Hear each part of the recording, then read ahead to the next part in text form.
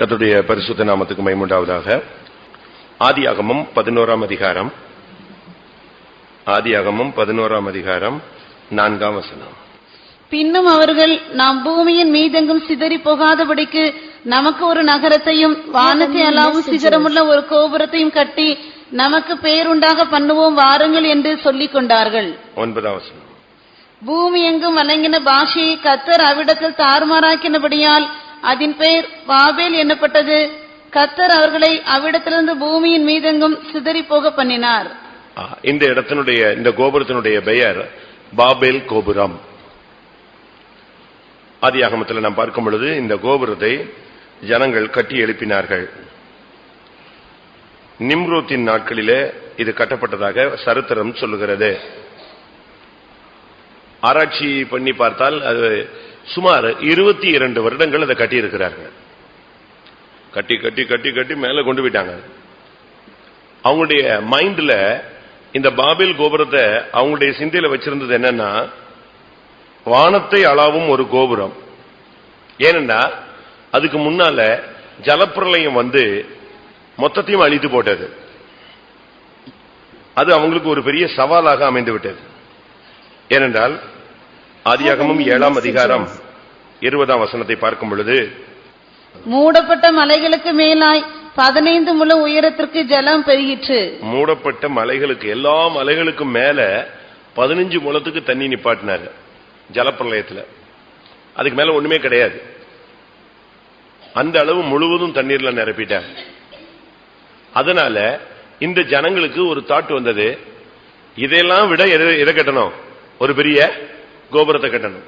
அப்ப எந்த ஜலப்பிரளயம் வந்தாலும் நம்ம எங்க போய் உட்காந்துக்கலாம், உச்சியில போய் உட்காந்துக்கலாம்.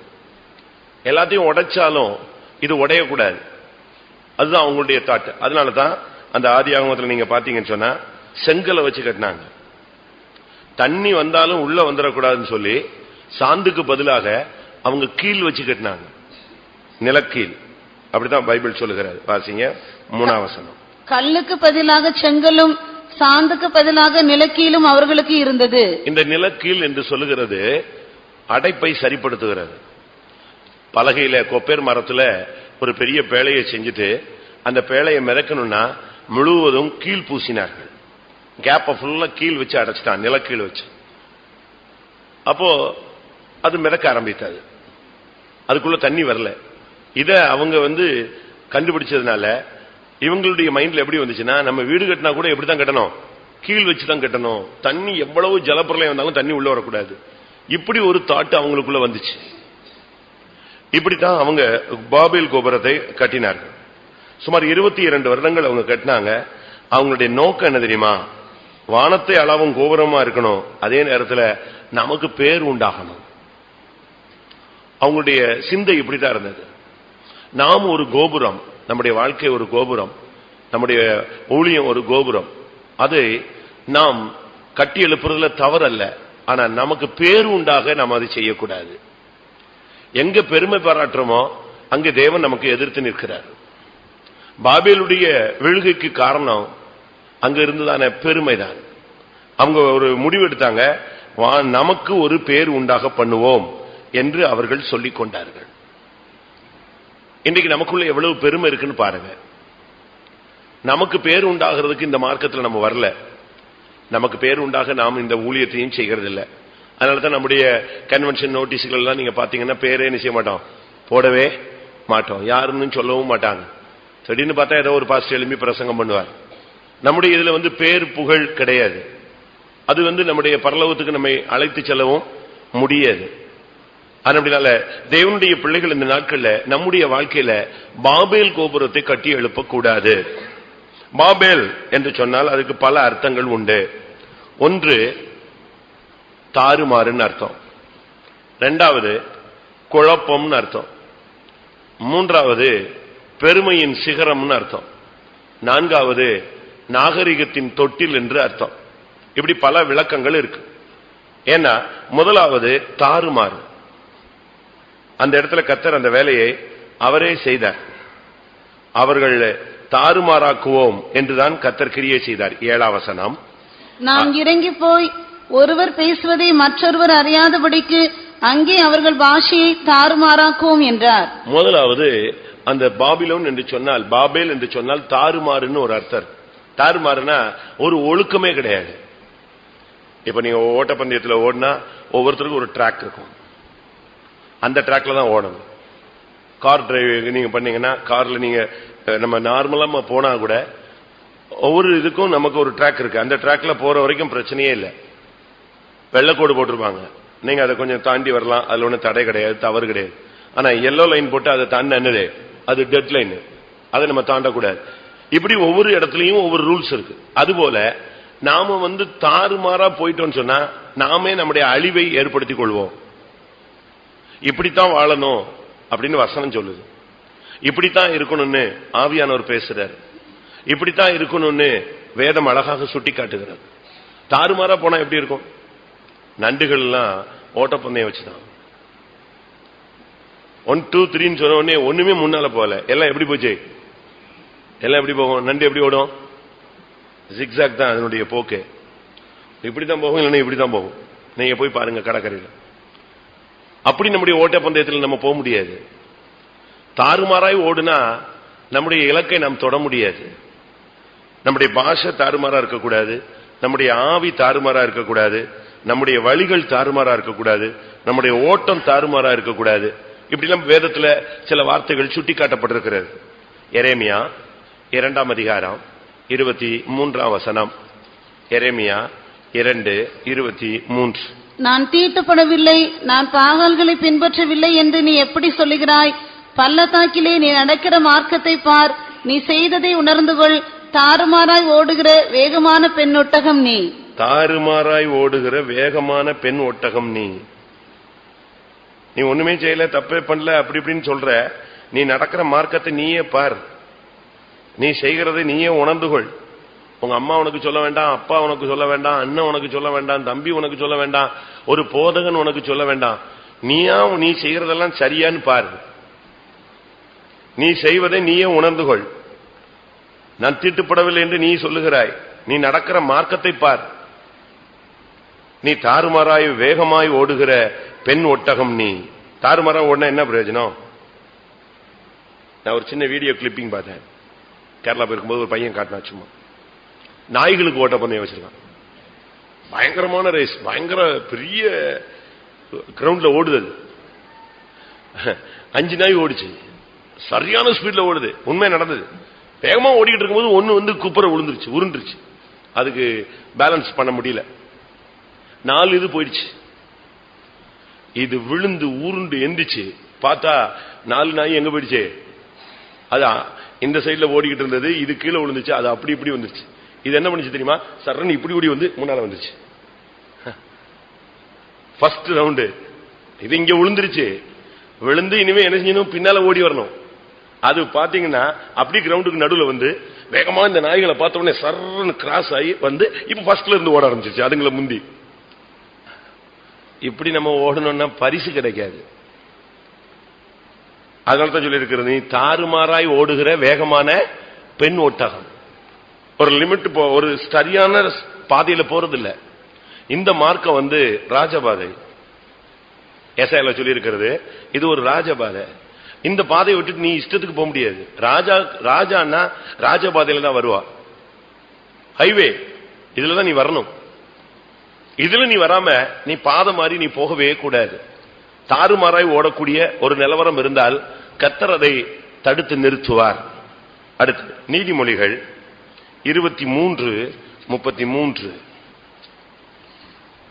அவனுடைய உள்ளம் தாறுமாறாய் பேசும். உன் உள்ளம் தாறுமாறானவைகளை பேசும். உன் உள்ளம் தாறுமாறானவைகளை பேசும்.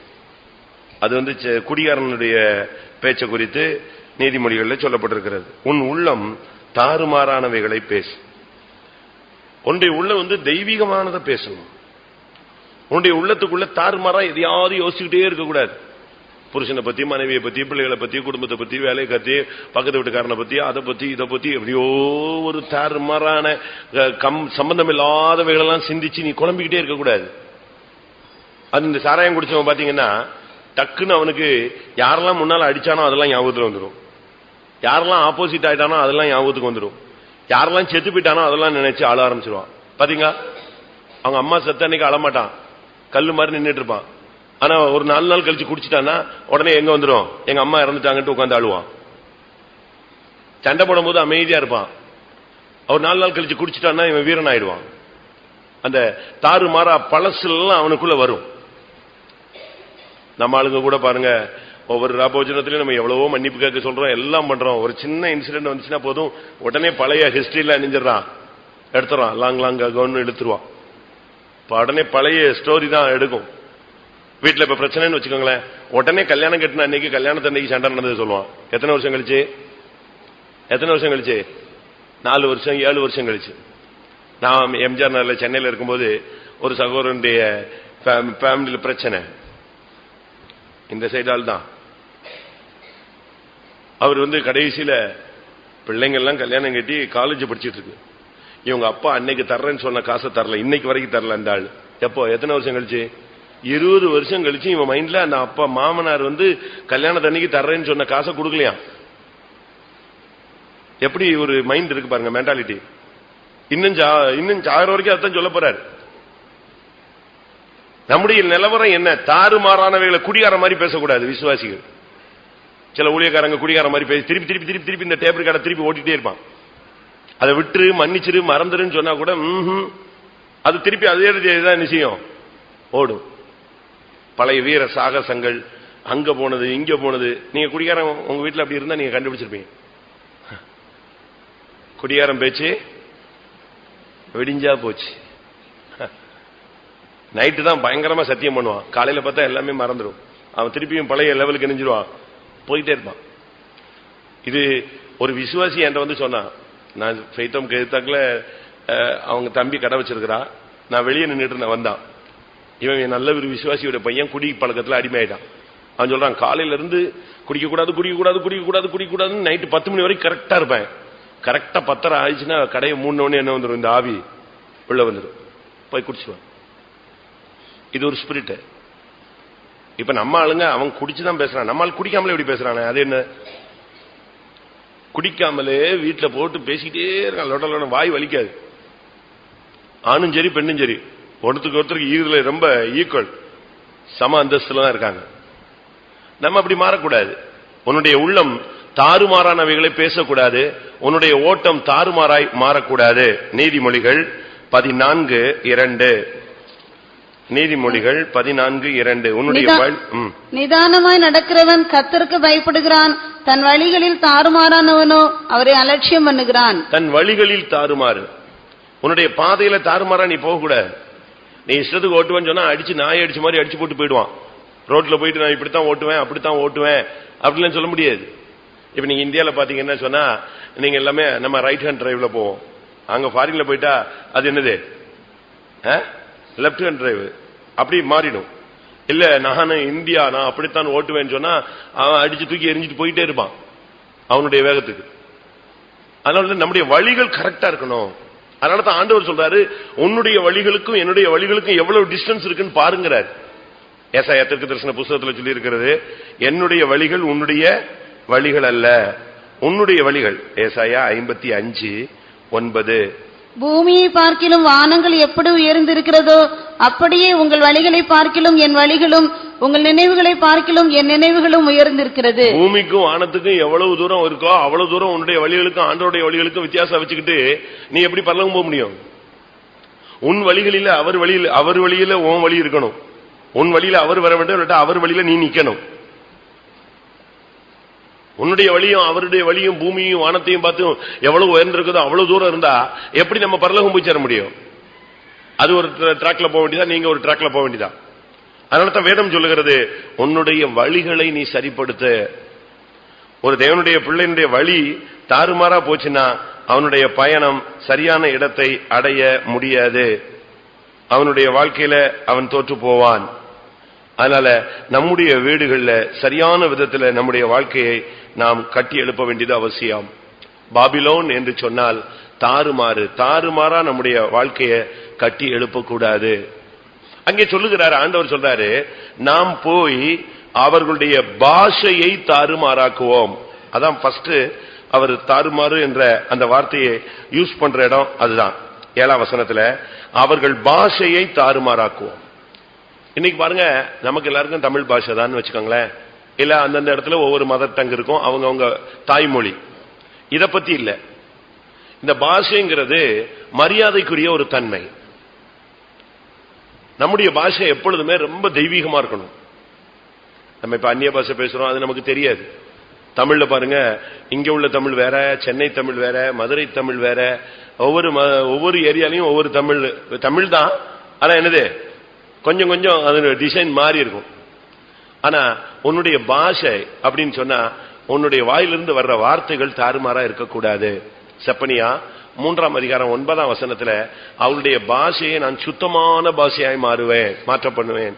நான் அவர்கள் பாஷையை சுத்தமான பாஷையாக மாற பண்ணுவேன். உன்னுடைய பாஷை சுத்தமான பாஷையா இருக்கணும், தெளிவான பாஷையா இருக்கணும், மரியாதைக்குரிய வார்த்தைகளாக இருக்கணும்.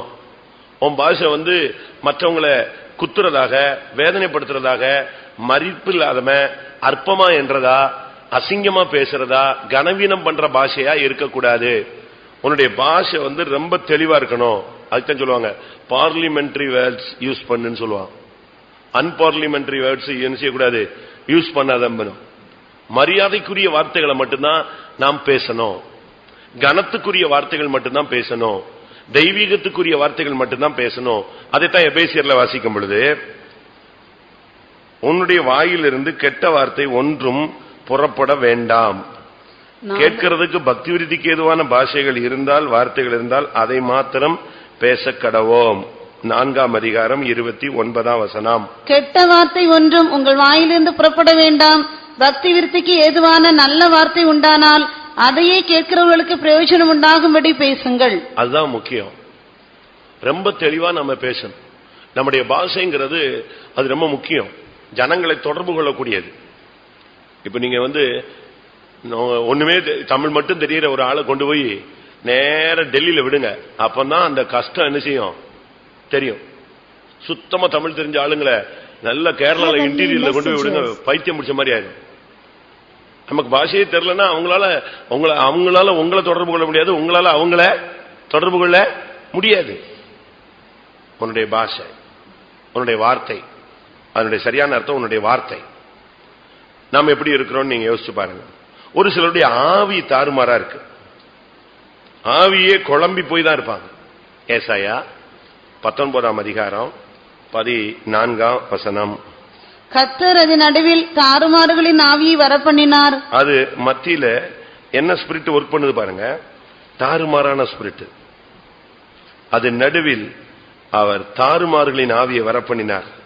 வெறியன் வாந்தி பண்ணி தள்ளாடுகிறது போல அவங்க தள்ளாடி அவர்களை திரிய பண்ணுகிறார். நம்முடைய வாழ்க்கையில நம்முடைய ஆவி தாறுமாறா போகக்கூடாது. நமக்குன்னு ஒரு கட்டுப்பாடு இருக்கு, அவ்வளவுதான் சிந்திக்கணும். நமக்குன்னு ஒரு பாதை இருக்கு, அதுலதான் போகணும். நமக்குன்னு ஒரு பேச்சு இருக்கு, அதுலதான் பேசணும். நமக்குன்னு ஒரு உள்ளம் இருக்கு, அந்த உள்ளத்துல தாறுமாறானவைகளை ஏத்தி வச்சுக்கூட கூடாது. ஒன்று பாபேல் என்று சொன்னால் தாறுமாறு. இரண்டாவது குழப்பம்னு அர்த்தம். பாபிலோன், பாபேல், பாபிலோன் எல்லாம் ஒண்ணுதான், அதனுடைய கண்டினியூட்டி தான். பாபிலோன் சொன்னா, பாபேல் சொன்னா குழப்பம். நாம இந்த நாட்கள்ல குழப்பவாதிகளா இருக்கக்கூடாது. குழப்பத்திலேயே குடும்பத்தை கட்டி எழுப்பக்கூடாது, குழப்பத்திலேயே பிசினஸ் பண்ணிட்டு இருக்க கூடாது, குழப்பத்திலேயே இந்த சபையில உட்கார்ந்து இருக்க கூடாது, குழம்பிக்கிட்டே இந்த பாதையில போய்கொண்டு இருக்க கூடாது. நம்முடைய வாழ்க்கை தெளிவான பாதை, ஒரு தெளிந்த நீரோடை போன்ற. நீங்க சிங்காசனத்திலிருந்து புறப்படுகிற நதியை பாருங்க, அது சுத்தமும் பிரகாசமும், அந்த பளிங்கு கொப்பான ஜீவ நதி. அது கிறிஸ்டல் கிளியர்மா. அப்படி மேல இருந்து பார்த்தா கீழே வரைக்கும் எப்படி இருக்கும், பளிச்சுன்னு தெரியும். சில இடங்கள்ல நீங்க கடல்கள்லயோ நதிகள்லயோ நீங்க பாத்தீங்கன்னா, கீழே உள்ள கிணத்துல கூட சில நேரம் டைம் பாத்தீங்கன்னா தர வரைக்கும் என்ன செய்யும், பளிச்சுன்னு தெரியும். சிங்காசனத்திலிருந்து வருகிற நதி அப்படிப்பட்டது. அதுல களங்கம் கிடையாது, அதுல கரைகள், குழப்பங்கள், குப்பை எல்லாம் கிடையாது, தெளிவா இருக்கும். அதுபோல நம்முடைய வாழ்க்கையில குழப்பங்களே இருக்கக்கூடாது. குழப்பம் வச்சுக்கிட்டு நம்ம இந்த மார்க்கத்துல போக முடியாது. இன்னைக்கு பாருங்க, சிலர்லாம் பயங்கர குழம்பிடுறாங்க. இவங்க குழம்புறது ஒரு பிரச்சனை கிடையாது, அது ஒரு ஆள் குழப்பம். இவங்க குடும்பத்தையே என்ன செஞ்சிருவாங்க, மொத்தமா கன்ஃபியூஸ் பண்ணி விட்டுருவாங்க. ஒரே குழம்பி போய் இவங்க குட்டையை குழப்பி விட்டுருவாங்க. எல்லாரும் சில இடத்துல பாருங்க, இந்த வதந்தியை கிளப்பி விடுவாங்க, பார்த்திருப்பீங்க. ஒரு பாலத்துல ஜனங்கள் எல்லாம் போய்கிட்டு இருக்கும்போது பாலம் இடிஞ்சு விழ போதான்னு ஒருத்தன் கத்திட்டான். இடியும் இல்ல வெடியும் இல்ல, யாரோ வச்சுட்டான், பாம்பு வச்சுட்டான்னு சொன்னாங்க. பாம்பும் வைக்கல, வெடிக்கவும் இல்ல, பாலம் இடிஞ்சும் விழல.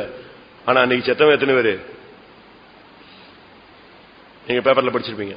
ஆயிரக்கணக்கான ஜனங்கள் பாலத்துல அங்கேயும் இங்கேயும் ஓடி இல்லைனாலும் ஒரு சின்ன குழப்பத்தை உண்டு பண்ணி விடுவான். அது போலதான் நமக்குள்ளேயும். யோபு ஒரு உத்தமன், சன்மார்க்கன், தேவனுக்கு பயந்தவன், பொல்லாப்புக்கு விலகினவன். ஆனா அவனுக்குள்ள ஒரு சின்ன குழப்பம் இருந்துச்சு. ஒரு வேளை என் பிள்ளை எல்லாம் செத்து போச்சுன்னா, 10 செத்து போயிட்டுனா என்ன பண்ணுவேன், மொத்தமா வியாதி வந்துட்டா என்ன பண்றது, எல்லாமே வீடுலாம் இடிஞ்சு விழுந்துச்சுன்னா என்ன பண்றது, இப்படி ஒரு குழப்பமான சிந்தை அவனுக்கு இருந்ததா அவன் சொல்றான். வாசிங்க, யோபுல நீங்க படிச்சு பாத்தீங்கன்னா, நான் பயந்தது எனக்கு நேரிட்டது. 3:25. நான் பயந்த காரியம் எனக்கு நேரிட்டது, நான் அஞ்சினது எனக்கு வந்தது. போதுமா? இவன் மைண்ட்ல பெரிய பணக்காரன், உத்தமன், சன்மார்க்கன் எல்லாம் நல்லதுதான். ஆனா ஒரு சின்ன அவிசுவாசம் இருக்கு.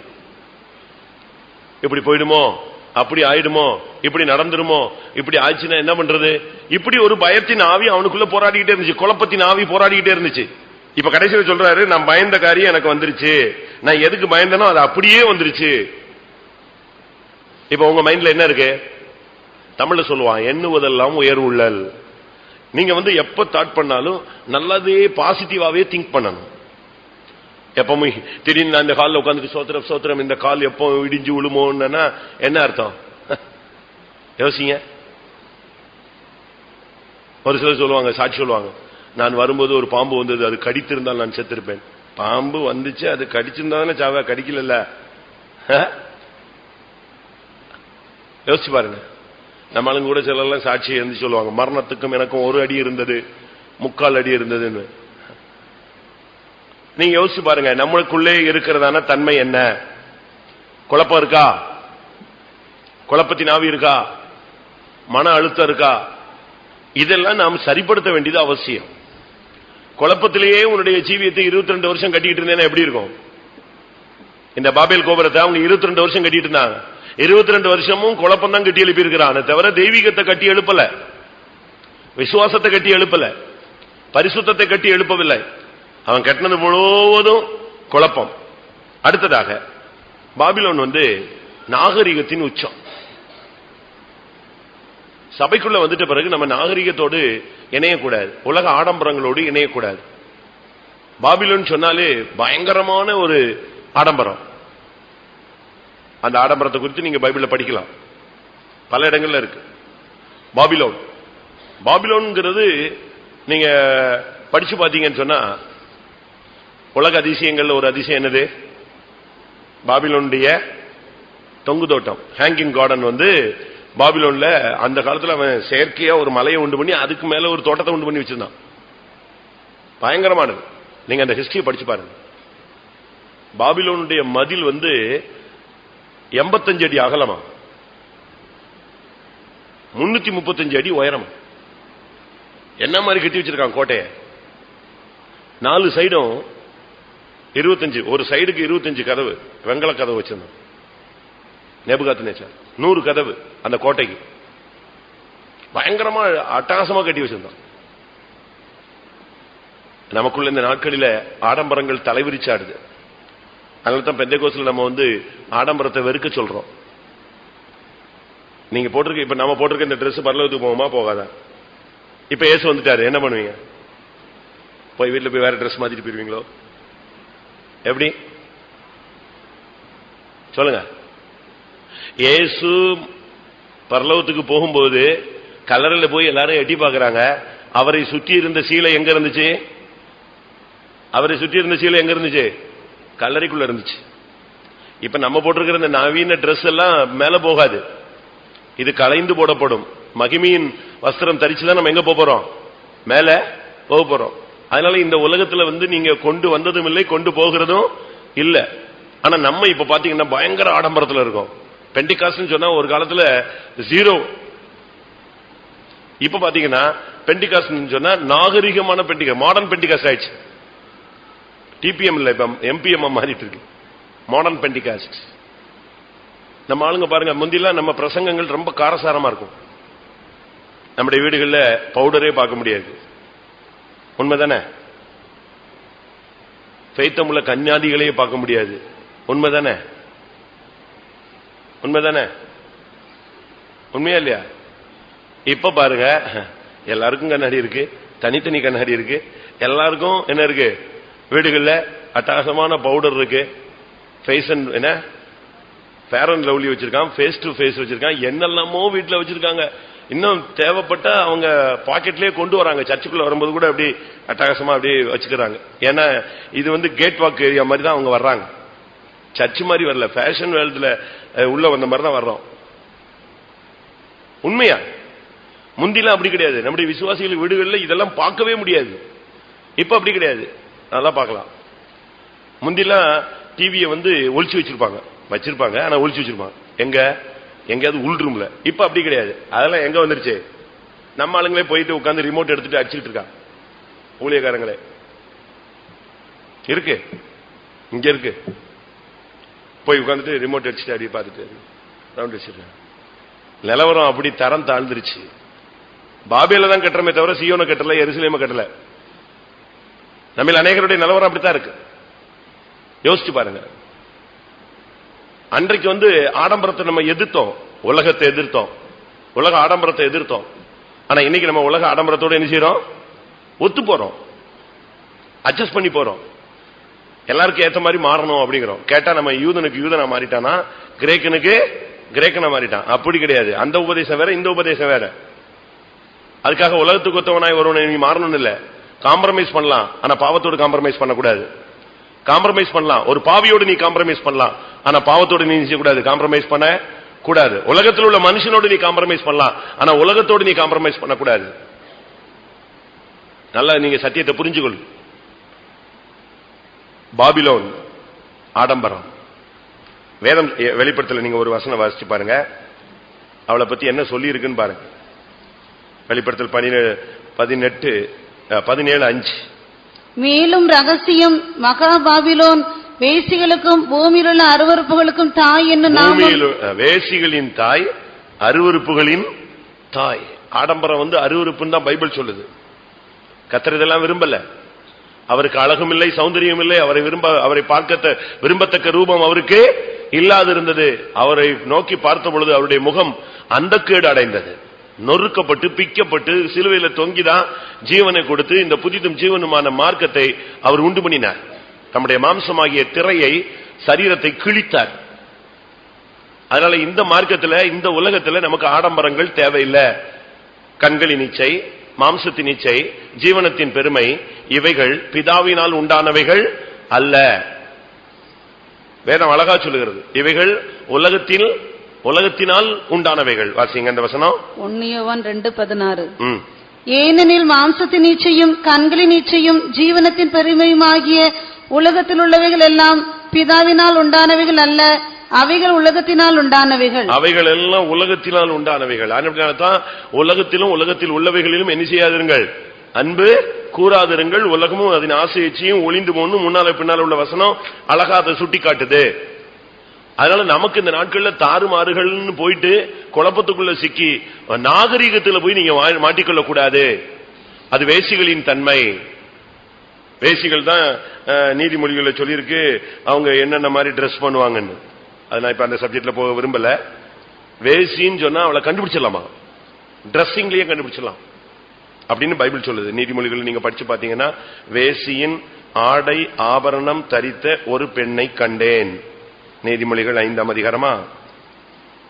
அந்த ஆடை ஆபரணமே அவங்க டிரெஸ்ஸே அவங்களுடைய புத்தியை காட்டிரும் தான் அதனுடைய சரியான அர்த்தம். 7ஆம் அதிகாரமா 10:7-10. அப்பொழுது இதோ வேசியின் ஆடை ஆபரணம் தரித்த தந்திர மனமுள்ள ஒரு ஸ்திரீ அவனுக்கு எதிர்ப்பட்டாள். வேசியின் ஆடை ஆபரணம் தரித்த,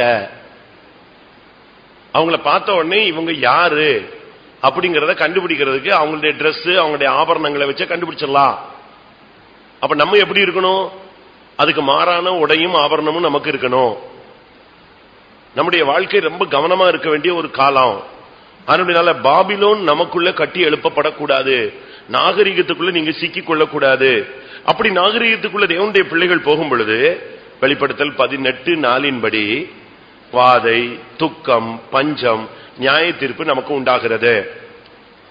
பின்பு வேறொரு சத்தம் வானத்திலிருந்து உண்டாக கேட்டேன். அது, என் ஜனங்களே, நீங்கள் அவளுடைய பாவங்களுக்கு உடன்படாமலும் அவளுக்கு நேரிடும் வாதைகளில் அகப்படாமலும் இருக்கும்படிக்கு அவளை விட்டு வெளியே வாருங்கள். பாத்தீங்களா, அவளுக்கு நேரிடும். அங்க சொல்லி இருக்கிறது, என் ஜனங்களே, நீங்கள் அவளுடைய பாவத்துக்கு உடன்படாதிருங்கள், அவளை விட்டு நீங்கள் வெளியே வாருங்கள், இல்லாவிட்டா அவள் வாதைகள் நீங்க அகப்பட வேண்டியிருக்கும். வாதை, துக்கம், பஞ்சம் இதெல்லாம் பின்னால இருக்கு. அதனுடைய தொடர் பாதிப்புகள் நீங்க வேதத்துல நீங்க பார்க்கலாம். அடுத்து இந்த பாபிலோன்கிறது பேய்களுடைய குடியிருப்பு. வெளிப்படுத்தல் 18:2 அவன் பலத்த சத்தமிட்டு, மகா பாபிலோன் விழுந்தது, விழுந்தது, அது பேய்களுடைய குடியிருப்பும் சகலவித அசுத்த ஆவிகளுடைய காவல் வீடும் அசுத்தமும் அருவருப்பும் உள்ள சகலவித பறவைகளுடைய கூடும் ஆயிற்று. பாபிலோன் எப்படிப்பட்ட இடம் பாருங்க. நம்முடைய வீடு பேய் வீடு மாதிரி கட்டிட்டு இருக்க கூடாது. சில வீடுகள்ல யாராவது ஒருத்தன் செத்து போயிருப்பான், அது பிறகு அந்த வீட்டுக்கிட்ட யாருமே நிச்சய மாட்டாங்க, போக மாட்டாங்க. நாங்க தூத்துக்குடியில வாடகைக்கு இருந்த வீட்டுல ஒரு 4 வீடு தள்ளி ஒரு வீடு இருக்கு. அப்படி பகல்ல அந்த வீட்டுக்கிட்ட எல்லாரும் விளாண்டுகிட்டு இருப்போம். ஆனா இருட்டிருச்சு, ஒருத்தன் அந்த வீட்டுக்கிட்ட நிச்சய மாட்டான், நிக்கவே மாட்டான். கடைக்கு நைட்ல யாராவது போக சொல்லிட்டாங்கன்னா அந்த வீட்டை தாண்டி போகணும்னா இங்க இருந்து ஒரு ஓட்டம் பிடிச்சான்னா அந்த வீட்டை தாண்ட பிறகுதான் ஸ்லோவாகும். திருப்பி கடையில இருந்து வரும்போது கரெக்டா அந்த வீட்டுக்கிட்ட வரும்போது ஸ்பீட் எடுத்துருவான், ஓடும். அப்படி ஒரு பயத்தின் ஒரு ஆவி. நம்முடைய வீடு பேய்களுடைய வீடா மாறக்கூடாது, அசுத்த ஆவிகளுடைய காவல் வீடாய் மாறக்கூடாது, அருவருப்புள்ள சகலவித பறவைகளுடைய கூடுமாய் மாறக்கூடாது. யோசிச்சு பாருங்க, நம்முடைய வீடு எப்படி இருக்கு. நீங்க பாபிலோனை கட்டிட்டு வரீங்களா, எதை கட்டிட்டு வரீங்கன்னு யோசிச்சு பாருங்க. அடுத்து இந்த பாபிலோன் என்று சொன்னால் ஒரு தேவனுடைய பிள்ளையினுடைய வாழ்க்கையை பாழாக்குகிற வல்லமை. அதனால்தான் சொல்லி இருக்கிறது, பாபிலோனே பாழாய் போகிறவளே அப்படின்னு இருக்கு. 137 சங்கீதம் 8 பாபிலோன் குமாரத்தியே பாழாய் போகிறவளே. எப்படி இருக்கும், அழகான பேர் சொல்லிட்டு பாபிலோன் குமாரத்தியே அப்படின்னு சொல்லிட்டு டக்குன்னு அடுத்த வார்த்தை என்னது, பாழாய் போகிறவளே. நம்முடைய ஜீவியம் பாழாய் போக கூடாது. 22 வருஷம் கட்டி எழுப்புனாங்க, ஆண்டவர் இறங்கி வந்தார், பாழாய் போகிற வாழ்க்கையை பார்க்க வந்தார். நமக்குள்ள என்ன ஜீவியத்தை கட்டி எழுப்பிட்டு இருக்கோம்னு யோசிச்சு பாருங்க. அடுத்து அதே வசனம் திருப்பி வாசிங்க. அதுக்கு எதுக்காக அந்த வார்த்தை சொன்னாரு? பாபிலோன் குமாரத்தியே பாழாய் போகிறவளே, நீ எங்களுக்கு செய்தபடி உனக்கு பதில் செய்கிறவன் பாக்கியவான். இல்ல, உன் குழந்தைகளை பிடித்து கல்லின் மேல் மோதி அடிக்கிறவன் பாக்கியவான். எப்படி இருக்கும் நம்முடைய ஜீவியம்? கடைசியில கல்லில மோதி அடிக்கப்படுகிற ஒரு ஜீவியமா மாறிடக்கூடாது, ஜட்ஜ்மெண்ட்டுக்கு போய் நின்றக்கூடாது. பாஸ்டர் டிவி அவர்கள் ஒரு பிரசங்கத்தில் சொன்னார், கையெடுத்து கும்பிட்டு சொன்னார், தயவு செய்து நரகத்துக்கு போயிடாதீங்க. இந்த ஊழியம் செஞ்சுட்டு இந்த ஜீவியம் செஞ்சுட்டு கடைசியில சரியில்லாம செஞ்சு நரகத்துக்கு போய் செஞ்சுறாங்க. நம்முடைய வாழ்க்கையில பாழாய் போகிற வாழ்க்கை இருக்கக்கூடாது. பேய்களுடைய குடியிருப்பாய் நம்முடைய வாழ்க்கை மாறக்கூடாது. அசுத்தாவிகளுடைய வீடாக மாறக்கூடாது. தாறுமாறாய் போகக்கூடாது. குழப்பமாய் மாறக்கூடாது. உலக ஆடம்பரங்களினுடைய நாகரிக தொட்டிலாக நாம் மாறக்கூடாது. அப்படி நாம் போனோம்னு சொன்னா நம்முடைய வாழ்க்கை கெட்டு போயிடும். அடுத்து பெருமை. தானியேலின் புஸ்தகம் 4 அதிகாரம் 30 தானியேல் 4:30. இது என் வல்லமையின் பராக்கிரமத்தினால் என் மகிமை பிரதாபத்துக்கென்று ராஜ்யத்துக்கு அரண்மனையாக நான் கட்டின மகா பாபிலோன் அல்லவா என்று சொன்னான். நான் கட்டின மகா பாபிலோன், பயங்கரமான ஒரு வார்த்தை. ஆனா இந்த வார்த்தையை சொல்லி முடிச்ச உடனே அவனை மிருகமாக்கிட்டார். அந்த அவன் சொல்றான், இதோ ராஜ்யத்தின் அரண்மனையாக நான் கட்டின மகா பாபிலோன் அல்லவா. அடுத்த வசனம், இந்த வார்த்தை ராஜாவின் வாயில் இருக்கும் போதே வானத்திலிருந்து ஒரு சத்தம் உண்டாகி, இந்த வார்த்தை ராஜாவின் வாயில இருக்கும் போதே அவனுக்கு ஜட்ஜ்மெண்ட் வந்தது. அவன் மிருகமாய் மாறி போனான். பாத்தீங்கன்னா பறவை மாறி மாறிட்டான், மிருகம் மாறி மாறிட்டான், நகமெல்லாம் வளர்ந்துருச்சு, அவனுடைய முடியெல்லாம் வேற மாதிரி மாறிடுச்சு, பக்கத்தில் கிடக்கிற அப்படியே இறங்கிட்டான், அந்த தொங்கு தோட்டத்தை விட்டு வெளியே வந்துட்டான். வெளியே வரும்போதே மிருகம் போல மாறிட்டான். 2 காலில் போனவன் 4 காலா மாறியாச்சு. இப்ப கொஞ்ச நேரத்துல வைக்கோல் திங்க ஆரம்பிச்சிட்டான். மாடு மாதிரி கர்த்தர் மாத்திட்டாரு. கொஞ்ச நேரத்துல அவனுக்கு பயங்கரமான ஜட்ஜ்மெண்ட். எவ்வளவு மோசமான இருக்கும். 33ஆம் வசனம். அந்நேரமே இந்த வார்த்தை நேபுகாத்நேச்சாரிடத்தில் நிறைவேறிற்று. அவன் மனுஷனிலிருந்து தள்ளப்பட்டு மாடுகளைப் போல் புல்லை மேய்ந்தான். அவனுடைய தலைமயிர் கழுகுகளுடைய இறகுகளைப் போலவும் அவனுடைய நகங்கள் பட்சிகளுடைய நகங்களைப் போலவும் வளரும் மட்டும் அவன் சரீரம் ஆகாயத்து பனியிலே நனைந்தது. யோசிச்சு பாருங்க, எவ்வளவு பெரிய ஜட்ஜ்மெண்ட் வந்துருச்சு பாத்தீங்களா? காரணம் பெருமை. நான் கட்டின மகா பாபிலோன். அந்த வார்த்தை பாபிலோன்ங்கிற வார்த்தையை சொல்லி முடிச்சான், வெளியே வந்துட்டான், மிருகமா வாங்கிட்டான். எவ்வளவு பெரிய பெருமையின் ஆவி பாத்தீங்களா? நமக்குள்ள எத்தனை பேருக்கு பெருமை இருக்கு? புருஷன் மனைவி இதுல ஒரு ஆளுக்கு பெருமை இருந்துச்சுன்னா அந்த டாமினேட்டிங் ஸ்பிரிட் வேலை செய்யும். எங்க அம்மா வீடு, எங்க அப்பா வீடு, நான் சம்பாதிக்கிறேன், நான் தான் சொல்லுவேன், நான் தான், இப்படி நான் நான் நான் சொல்லி சொல்லி கொஞ்ச நாட்கள்ல நம்ம மிருகமா மாறிடுறோம். அதான் விஷயம். அவனை மாதிரி வீட்டை விட்டு வெளியே போயிட்டா கண்டுபிடிச்சிருவாங்க. ஆனா நம்ம வீட்டுக்குள்ளே இருக்கிற மிருகமா தான் இருப்போம். அவன் அரண்மனை விட்டு வெளியே இறங்கி போயிட்டான். எல்லார் கண்ணுக்கு முன்னாகவே நேபுகாத்நேச்சார் யாரா மாறியாச்சு? மிருகமா பறவை போல மாறிட்டான். 7 வருஷம் இப்படித்தான் இருந்தான். அவனுக்கு புத்தி தெளிந்த போது கர்த்தர் மறுபடி கொண்டு வந்தார். ஆனா இப்போ இருக்கிறதான இந்த நேபுகாத்நேச்சார்லாம் இப்படி மாறிட்டா கண்டுபிடிச்சிடலாம். என் புருஷன் கெட்டு போயிட்டாரு, பெருமை பாராட்டிட்டாரு, இந்த மிருகமா மாறிட்டாருன்னு கண்டுபிடிச்சிடலாம். என் மனைவிக்கு பெருமை வந்துருச்சு, இதோ மிருகமா மாறிடுச்சு. ஊழியக்காரங்களுக்கு பெருமை வருது, அதுதான் அந்த ஒளியின் தூதனுடைய ஆவி பிடிச்ச மாதிரி ஆக்ட் பண்ணுவாங்க. ஒளியின் தூதனுடைய வேஷத்தை தரிச்ச ஒரு ஸ்பிரிட் இருக்கு. அது உள்ள வரும்போது பயங்கரமா பெருமை. நான் தான் பாட்டினேன், நான் தான் ஜெபிச்சேன், நான் தான் அது பண்ணேன், நான் ஜெபிச்சுதான் அப்படி நடந்துச்சு, இப்படி நடந்துச்சு, இப்படி எல்லாம் பேச ஆரம்பிச்சு கொஞ்ச நேரத்தில் மெண்டலான எத்தனையோ ஊழியக்காரங்க இருக்காங்க, விசுவாசிகள் இருக்காங்க. மற்றவங்களை விட தன்னை கொஞ்சம் உயர்த்தி பேசினாலே அது ஒரு ஸ்பிரிட். நான் தூத்துக்குடியில விசுவாசியா இருக்கும்போது பாஸ்டர் அருள்தாஸ் இருந்தார். நான் உங்களுக்கு சொல்லியிருக்கேன்னு நினைக்கிறேன். அவர் பயங்கரமா பிசாசு துரத்துவார். அப்ப மதுரையில இருந்து ஒரு பையனை கொண்டு வந்தாங்க அவர்கிட்ட ஜெபிக்கிறது. கொண்டு வந்தா அவர் ஷார்ட்டா முடி வெட்டிருமா, ரொம்ப ஷார்ட்டா. அவர் பிசாசு துரத்துறதுக்கு அவன் முடிய பிடிக்கிறாரு, முடிய பிடிக்க முடியல, ஏன்னா முடி இருந்தா தானே பிடிக்கிறது. தலையை கை வச்சிருக்கிறாரு. அது பயங்கரமா அவன் அப்படி ஊழியக்காரங்க எல்லாம் தோத்து போற மாதிரி டிரெஸ்ஸிங், கட்டிங் எல்லாமே மிலிட்டரி மாதிரி இருக்கான், ஊழியக்காரங்க மாதிரியே இருக்கான். அப்போ அவர் கேட்கிறாரு, நீ எப்படி இவனுக்குள்ள வந்த, நீ யாரு? நான் விழுந்து போன தூதன் லூசிபர் அப்படின்னா. இவன் விசுவாசியாச்சே? ஆமா விசுவாசி தான். இவன் ஊழியத்துக்கு போறானே? ஆமா அதுக்கு தான் ஊழியத்துக்கு போறான்னு தான் இருந்தான். இப்ப எப்படி உள்ள வந்த? அவன் என்ன தப்பு பண்ணான்? அவன் ஒன்னும் பெரிய தப்புலாம் ஒண்ணும் பண்ணல. அப்போ அவன் நினைச்ச அவனுடைய ஸ்டேட்மெண்ட் சொல்லும் போது நாங்க கூட நிக்கிறோம், நானும் விசுவாசி. அப்போ அந்த ஆவி பேசுது. 4 மணி ஜபத்துக்கு ஊழியக்காரங்க வரமாட்டாங்களாம், 1-2 பேர் வருவாங்க. இவன் வந்து உட்கார்ந்துருப்பாங்க. ஒவ்வொரு ஜபத்துக்கும் இவன் வந்து உட்கார்ந்துருவான். உட்காரும் போது இவனுக்குள்ள ஒரு தாட்டு, அவங்க எல்லாம் வரல, நான் என்ன செஞ்சிட்டேன், வந்துட்டேன், நம்ம ஜபத்துல பெர்ஃபெக்டா இருக்கும் இப்படின்னு இவன் நினைச்சானா. இதுதான் என்னது? அவனுக்குள்ள வந்த பெருமை. அவங்க வரல, நான் வந்துட்டேன். அவங்க எல்லாம் தூங்கிட்டாங்க, நான் ஜெபிச்சேன். இன்னைக்கு நான் இத்தனை மணி நேரம் நின்னேன். இந்த ஆவி இப்ப இவனுக்குள்ள யாரா மாறிடுச்சு? விழுகையின் ஆவியா உள்ள வந்து உட்கார்ந்துருச்சு. யோசிச்சு பாருங்க, சொல்லுங்க.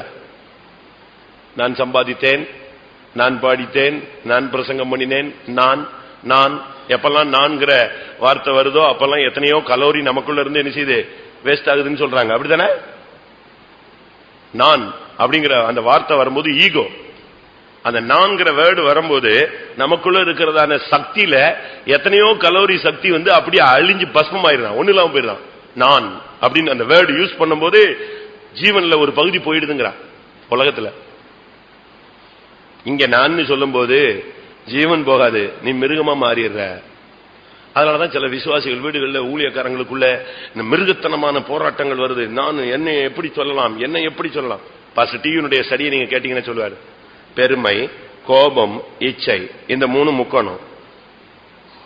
கேட்டிருக்கீங்களா பைபிள் ஸ்டடி? கேளுங்க, இப்படிப்பட்ட ஸ்டடி எல்லாம் கேளுங்க. பெருமை, கோபம், இச்சை, இந்த 3 அண்ணன் தம்பி. பெருமை இருந்தா இச்சை இருக்கும், இச்சை இருந்தா கோபம் இருக்கும், கோபம் இருந்தா பெருமை இருக்கும், கோபம் இருந்தா இச்சை இருக்கும். இப்படி இந்த 3மே ஒண்ணு பின்னி பிணைஞ்சு இருக்கிற சக்தி. யாருக்கு பெருமை இருக்குதோ, அந்த பெருமை இருக்கும்போது அவன் எல்லாத்தையும் எதிர்த்து போராடுவான், கோபம் வந்துடும்.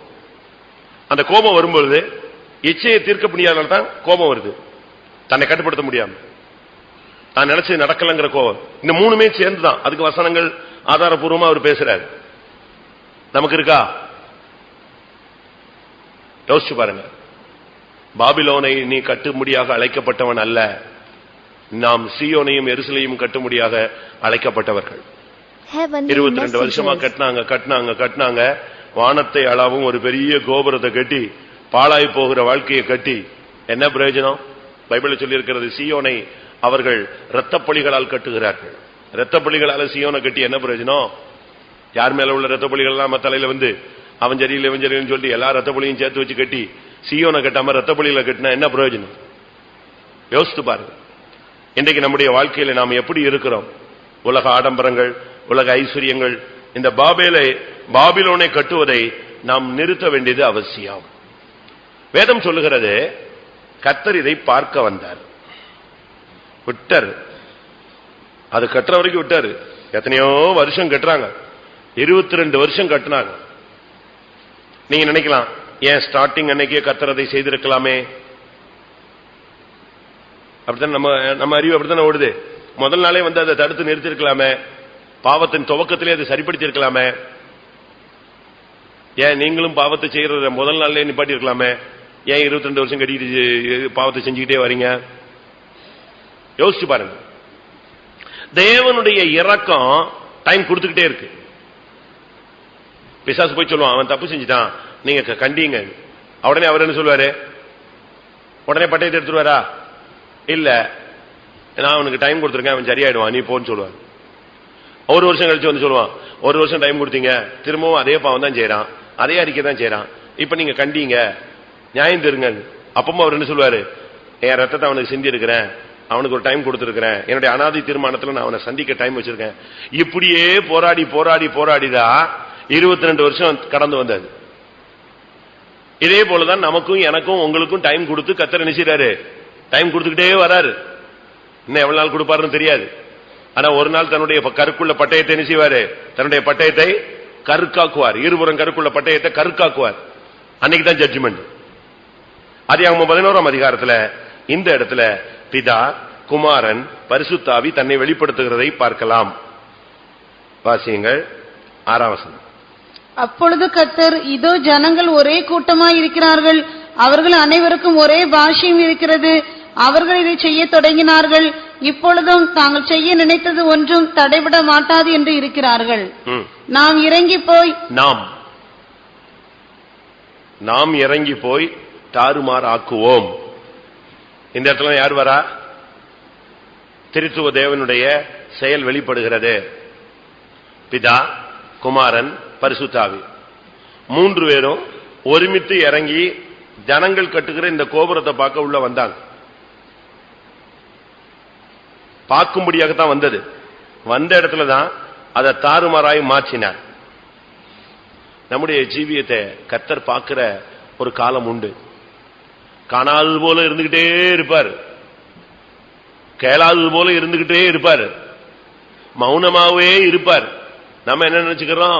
அவர் காண மாட்டார். வாசிங்க, சங்கீதத்தில் இருக்கு, நீ ஒரு காலத்தில் இதெல்லாம் செய்தாய், செய்து கொண்டிருக்கும் போது நான் மௌனமாய் இருந்தேன். சங்கீதம் 50:21. இவைகளை நீ செய்யும் போது நான் மௌனமாய் இருந்தேன், உன்னை போல் நானும் இருப்பேன் என்று நினைவு கொண்டாய், ஆனாலும் நான் உன்னை கடிந்து கொண்டு அவைகளை உன் கண்களுக்கு முன்பாக ஒவ்வொன்றாக நிறுத்துவேன். சில காரியங்களை செய்யும் போது கர்த்தர் அமைதியா இருக்கிறார்.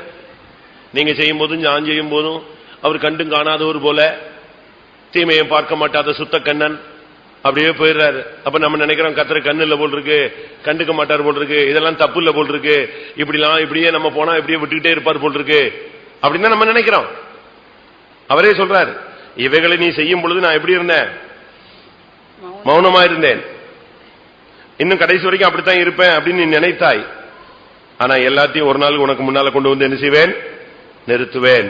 ஏசாயா 57:11. நீ யாருக்கு அஞ்சி பயப்படுகிறாய்?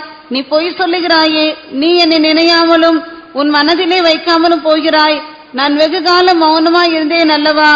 ஆகையால் எனக்கு பயப்படாதிருக்கிறாய். அதான் விஷயம். நான் வெகு காலம் கண்டுக்காதது போல போயிட்டே இருந்தேன் பாத்தியா, அதனால உனக்கு என் மேல கூட பயம் இல்லாம போயிருச்சுன்னு ஆண்டவர் சொல்றார். அவரே சொல்றார். 22 வருஷம் அமைதியா இருந்தார். சரி கட்டிடுவான், விட்டுருவான், போயிடுவான், ஒதுங்கி போயிடுவான்னு பார்த்தா விட்ட மாட்டேக்கிறான். மறுபடி கட்டி கட்டி கட்டி கட்டி கட்டி எங்க வந்துட்டான்? வானத்துக்கு போயிடணும் முடிவு பண்றான். எவ்வளவு நேரம் தான் கர்த்தர் உனக்கு டைம் கொடுப்பாரு? எல்லாத்துக்கும் ஒரு நேரம் உண்டு. அந்த டைம் வரும்போது கர்த்தர் பட்டயத்தை நிப்பாட்டுவார். அந்த லெவலுக்கு நம்ம போகக்கூடாது.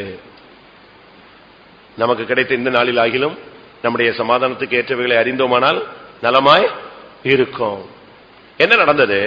கர்த்தர் இறங்கி வந்து ஒரு குழப்பத்தை உண்டு பண்ணார் பாருங்க. அவர்கள் அதை கட்டுவதை விட்டு விட்டார்கள். வாசிங்க. 22 வருஷம் கட்டினத அப்படியே பிரேக் அடிச்சு விட்டான். 8. அப்படியே கர்த்தர் அவர்களை அவ்விடத்திலிருந்து பூமியின் மீதெங்கும் சிதறி போக பண்ணினார். அப்பொழுது நகரம் கட்டுகிறதை விட்டு விட்டார்கள். ஆண்டவர் உள்ள வந்த போது ஒரு பெரிய குழப்பம். அந்த ஆவிகள் எல்லாம் ஒன்னா இருந்து செய்யணும், அப்படி செய்யணும், இப்படி செய்யணும், அப்படி பண்ணணும், இப்படி பண்ணணும். இது போட்ட பிளான் அவ்வளத்தையும் கர்த்தர் உடைச்சார். தாறுமாறான வாழ்க்கையை உடைச்சார், குழப்பமான வாழ்க்கையை உடைச்சார், நாகரிகமான வாழ்க்கையை உடைச்சார், பாழாய் போன வாழ்க்கையை உடைச்சார், பெருமையின் ஆவியை உடைச்சார், பேசிகளின் குடியிருப்பை உடைச்சார், அருவருப்புகளுக்கு தாயை உடைத்தார், பேய்களுடைய குடியிருப்பை உடைச்சார். கர்த்தர் உள்ள வந்த உடனே ஒரே குழப்பாயிடுச்சு. அவ்வளவுதான். அதோட அந்த ஆவிகள் எல்லாம் விலகிருச்சு. எல்லாம் அவன் வேலையை பார்த்து போயிட்டான். பாபிலோனை கட்டுவதை என்ன செய்தார்கள்? விட்டு விட்டார்கள். அதான் நம்முடைய சப்ஜெக்ட். பாபிலோனை கட்டுறத அப்படியே விட்டு, நீ சீயோனை கட்டு, நீ எருசலேமை கட்டு, நீ பரலோகத்தை கட்டு. தெய்வீகமான ஆவிக்குரிய அனுபவங்கள், விசுவாசத்தை கட்டி எழுப்புங்க. உங்களுடைய பிரதிஷ்டையை கட்டி எழுப்புங்க. உங்களுடைய தீர்மானங்களை கட்டி எழுப்புங்க. ஒருமித்து சமாதானத்தை கட்டி எழுப்புங்க. அதை விட்டுட்டு பாபிலோனை கட்டாதீங்க. ஒருவேளை இதுவரை நீங்கள் அறிந்தோ அறியாமலோ, நாம் அறிந்தோ அறியாமலோ பாபிலோன் என்கிற வாழ்க்கையை நாம் கட்டி எழுப்பிக் கொண்டிருந்தோமானால் இன்றைக்கு அதை முடிவுக்கு கொண்டு வரணும். அவர்கள் அதை கட்டுவதை அப்படியே விட்டு விட்டார்கள். எல்லாரும் கண்களை மூடுவோம். இன்னைக்கு நம்ம பாபிலோன் கட்டுறதை நிப்பாட்டலாம். இன்றைய மெசேஜ் அதுதான். உன்னுடைய பாபிலோன் கோபுரத்தை நீ நிறுத்து. பாழாய் போகிற வாழ்க்கையை நிறுத்து. ஜட்ஜ்மெண்ட் வாழ்க்கையை நிறுத்து. அடிபட்டு சாகிற வாழ்க்கையை நிறுத்து. நியாய தீர்ப்பின் வாழ்க்கையை நிறுத்து. பேய்களின் குடியிருப்பை நீ கட்டும்படியாக அழைக்கப்பட்டவன் அல்ல, பரலோக ராஜ்யத்தை கட்டும்படியாக அழைக்கப்பட்டவர்கள். பவுல் சொல்லுகிறார், புத்தியுள்ள சிற்பாசாரியை போல நான் அஸ்திபாரம் போட்டேன். நீ பரலோகத்தை கட்டுறதுக்கு அஸ்திபாரம் போடு, பாபேல கட்டுறதுக்கு அஸ்திபாரம் போடாத. எல்லாரும் கொஞ்ச நேரம், ஒரு 5 நிமிஷம் கண்களை மூடி முழங்கால் படியிடுவோம். கர்த்தர் இன்னைக்கு உன்னோடு பேசி இருக்கிறார். பாபிலோனை கட்டுவதை நிறுத்து, விட்டுவிடு. 22 வருஷமா இன்ட்ரெஸ்டா நீ பாவத்தை கட்டிக்கிட்டே இருக்கிற, சாபத்தை கட்டிக்கிட்டே இருக்கிற, துன்மார்க்க வாழ்க்கையை கட்டிக்கொண்டே வருகிற, தாறுமாறாய் போற வாழ்க்கையை கட்டிக்கொண்டே இருக்கிற. இன்னும் எத்தனை வருஷம் இப்படியே தேவன் விடுவார்? இன்னைக்கு அவரே வருகிறார். பிதா குமாரன் பரிசுத்த ஆவியானவர் இறங்கி வரும் பொழுது அவர்கள் கட்டுவதை விட்டு விட்டார்கள். உனக்குள்ள இப்பொழுது ஒரு அபிஷேகம் இறங்கி வரட்டும். இதோடு பாபேலை கட்டுவதை நீ விட்டு விடுவாய். ஆமென். அபிஷேகம், ஆவியானவர், இயேசு, பிதா உனக்குள்ள இறங்கி வராட்ட நீ பாபேலை கட்டுவதை விடமாட்டாய்.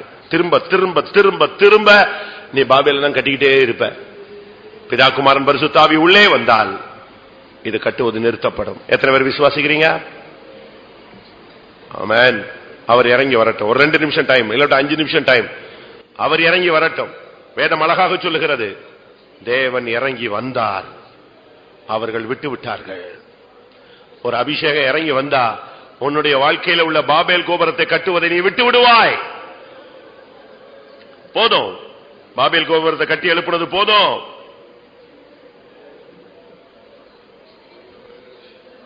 இன்னைக்கு தேவனை உள்ளே அனுமதி, உள்ள வரட்டும், அவர் இறங்கி வரட்டும்.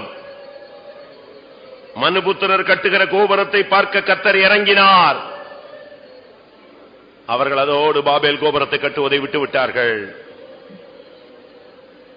சாபமுள்ள வாழ்க்கையை கட்டாத, பேய்களின் குடியிருப்பை கட்டாத, அருவருப்புகளின் வாழ்க்கையை கட்டாத, பாழாய் போகிற வாழ்க்கையை கட்டாத, பெருமையுள்ள வாழ்வை கட்டாத, நியாய தீர்ப்புக்கு போகிற வாழ்க்கையை கட்டி எழுப்பாத, தாறுமாறாய் போகிறதை கட்டி எழுப்பாத, குழப்பத்தை கட்டி எழுப்பாத, உலக ஆடம்பரங்கள்ல நாகரிகத்தை கட்டி எழுப்பாத, தாறுமாறாய் ஓடாத, தாறுமாறான ஆவிகளுக்கு இடம் கூடாத, தாறுமாறாய் பாஷைகளுக்கு இடம் கூடாத, உன்னுடைய உள்ளம் தாறுமாறானவைகளை பேச வேண்டாம். நான் என்கிற ஆவிக்கு இடம் கொடுக்க வேண்டாம். ஆமென், ஹல்லேலூயா. ஆம், உங்களில் எத்தனை பேருக்கு இந்த பாபிலோனிய தாக்குதல் வேதவசனத்தை கேட்கும் போது எனக்குள் இருப்பதை உணர்கிறேன்னு சொல்றவங்க கைகளை வைத்துங்க பார்க்கலாம். இந்த பாபிலோனை பத்தி, நான் பாபேலை பத்தி இப்ப சொன்னதுல ஏதாவது ஒண்ணு இருந்தாலும் நீங்க ஒத்துக்கொள்ளுங்க. ஆமென். அன்றைக்கு அந்த பாபேலை பார்க்க இறங்கின கர்த்தர் இப்போ நம்முடைய வாழ்க்கையை பார்க்க இறங்கி வரட்டும். ஆவியானவர் இறங்கட்டும். ஆமென். அவர் இறங்கினாதான் நீங்க பாபேல் கட்டுவதை நிறுத்துவீங்க. அவர் இறங்கி வராட்டா நீங்க கட்டிக்கிட்டே இருப்பீங்க. ஒரு அபிஷேகம் இறங்கி வரட்டும், நமக்கு நல்ல டைம் இருக்கு.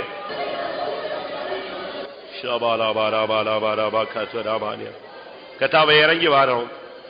அறிந்தோ அறியாமலோ நான் பாபேலை கட்டிவிட்டேன், புத்தி இல்லாமல் கட்டிவிட்டேன், நாகரிகத்துக்கு உலக ஆடம்பரங்களுக்கு இடம் கொடுத்து விட்டேன், பாழாய் போகிற வாழ்க்கைக்கு இடம் கொடுத்து விட்டேன், பெருமைக்கு இடம் கொடுத்து விட்டேன், குழப்பத்துக்கு இடம் கொடுத்து விட்டேன், தாறுமாறுக்கு இடம் கொடுத்து விட்டேன்.